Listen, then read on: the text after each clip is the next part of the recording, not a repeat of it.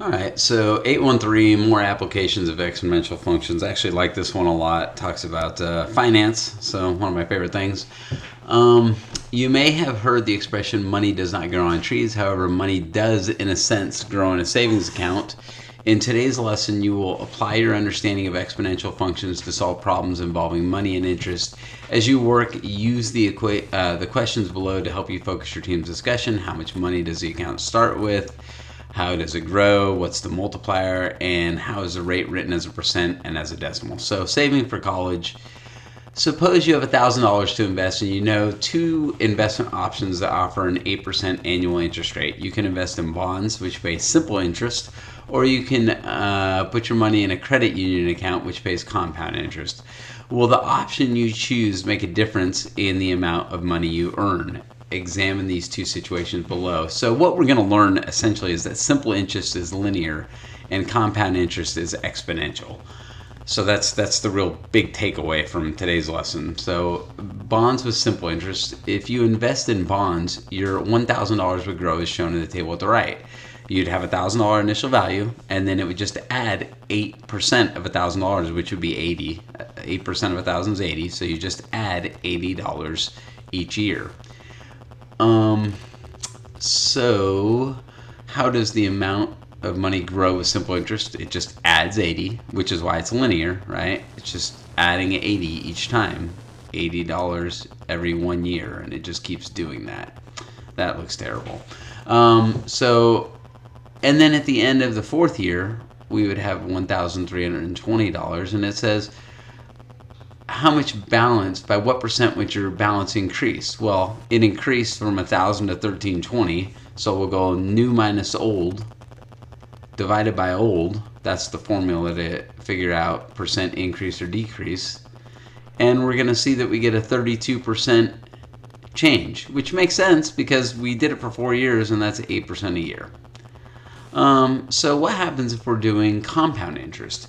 So instead you invest your $1,000 in a credit union at 8%, compounded at once a year. Its value would grow as shown in the table at the right. How is it growing? Well, it's multiplying by 0.08. So we're multiplying by 1.08 in this, right? 100%, the one to keep the 100%, the 0.08 to make it grow by 8%. Hopefully you recall that from earlier in the year. That multiplier is a big deal. But essentially, I can just keep multiplying this by 1.08 to see what I get. So, and I'll kind of go through the process here just to verify that we're happy with where we're at. But 1,000 times 1.08 gives me 1,080 times 1.08 gives me 1164. So I'm happy with that. Times 1.08. And again, I'm just verifying that this is indeed what's happening here. I don't really need to do this. Times 1.08, I get 1360 49 cents. So 1360 and 49 cents. So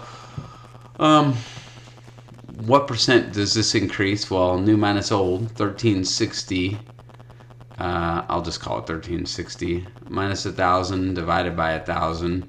Now we have 360 over 1,000, which is 36%, which is interesting because we've only been going for 4 years, so that actually turns out to be a 9% rate of return instead of an 8. So what's going on here? It says we're getting an 8, but we actually averaged 9. Kind of an interesting deal there. And the reason is, and I will sort of give it away, is it's interest on interest. In this one, we only got $80 of 1,000. I'm sorry, 8% of 1,000, I should say. No matter what year. But here we're getting 8% of 1,000, then it's a bigger number. Now we're getting 8% of a slightly bigger number, which gives us slightly more than $80. Now we're getting 8% of that number, which gives us even more than 80. And then you can see so on and so forth. It's going up by more than 80, but it's progressing. It's increasing exponentially. So at some point, we would actually be getting more than the 80, right? It would be more than 160. 80 plus 80. So there's the interest on the interest. We'd be getting more interest on the interest than we would the $1,000 as this grew. So it does grow pretty quickly. Kind of a cool thing. I would argue that compound interest is quite literally magical. Alrighty, so as we go here to kind of finish the first part of this, starting with the $1,000, show on one graph how each type of investment, simple and compound, grows over 8 years using different colors for each graph. What happens? Well, I didn't really want to do this, and it is in the answers. So you'll see what happens here is they start off the same, and then slowly the compound's sort of that gray one. The compound begins to pull away little by little. And again, it's the difference between linear, I can't draw on this, it's the difference between linear growth and exponential growth. Whereas over time, this gap gets larger and larger. So compound interest is better than simple interest in that regard, for sure. All right, so in previous chapters, you use models to estimate actual behavior. Creating a linear model for scattered data gave you a mathematical way to describe the data and to make predictions. The amount of money in an investment account earning simple or compound interest, such as the situations in 833, can be modeled with step functions, which I just showed you. That was the step functions where it was sort of slowly pulling apart from each other in steps. However, we can model the step functions with continuous functions we're already familiar with. So even though they should technically be step functions, we're going to model them using continuous functions. It just makes it easier. So think about the growth of the starting point of the investment accounts earning simple and compound interest in this lesson. Model each of the two graphs of each equation. You create an 833 with an equation. Let y represent the money. So how about the simple one? It goes up $80 a year and we start at $1,000. And how about the compound one? We say we start at $1,000 and it goes up 1.08, right? Multiplying by 1.08, it goes up 8% a year. So check your equations produce the same values in the table, which they would. And then let's see what happens after 20 years. Again, I'm going to run over to Desmos.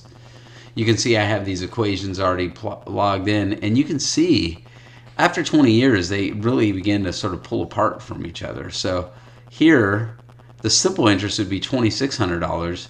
The compound interest would be, what, 40... I don't know, I can't get it exactly. It doesn't look like, but $4,600, something like that. There we go, $4,660. So a lot more money than here where we're only at $2,600. So $2,000 extra dollars in interest. So it grows significantly faster.